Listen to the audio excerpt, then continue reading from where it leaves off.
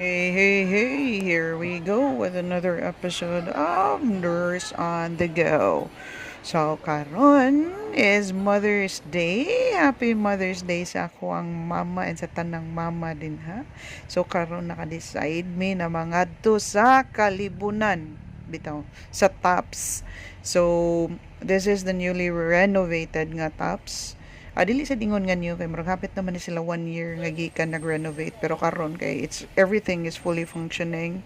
So sa kadaghang tao didto nga kuan didto mi sa parking nga nila sa Ubos, and ang nakadindot lang diha kay dili na mi kinahanglan mo sa kay of course ako mama is senior. So na sila libre nga shuttle pa dong dito sa ilang entrada.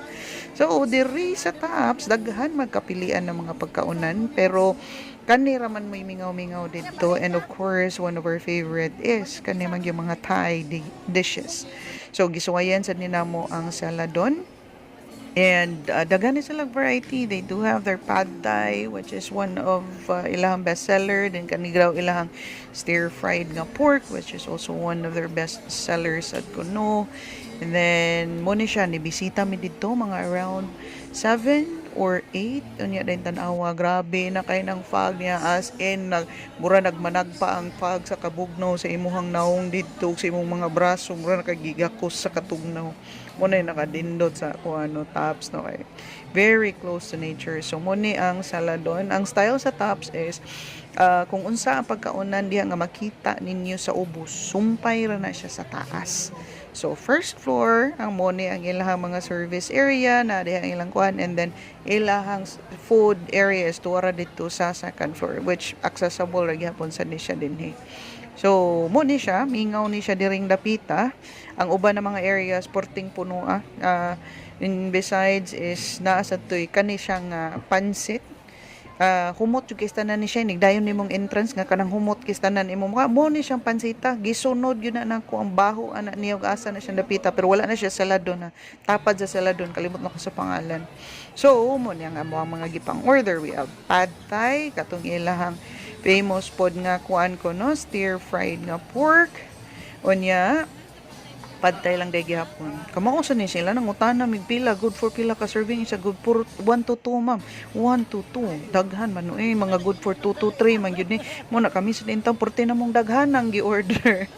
Alright, so ang ilang kuan, ang ilahang dish dinhi is good for 2 to 3 persons, average mga 400 to 600 per dish.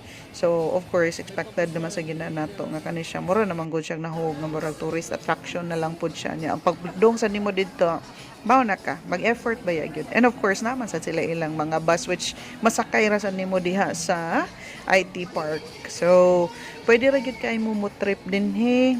And then, ang ilang food for Thai cuisine is okay ra gyud.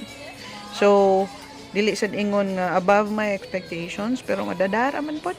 So kanang lami po ang ilang food, ang ilang presentation kani ang ilang pineapple fried rice. Gwapa kayo ang ilang pineapple fried rice nya katukuno kay good for 2 persons ra gyud daw kuno.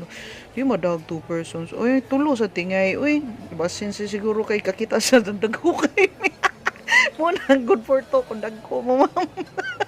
Alright, so ana na siya. So usa sa namong order kanay ilahang Thai nga kanang spring rolls, veggies to siya, and of course pag humanday kaon-kaon, lakaw-lakaw sa taginagmay.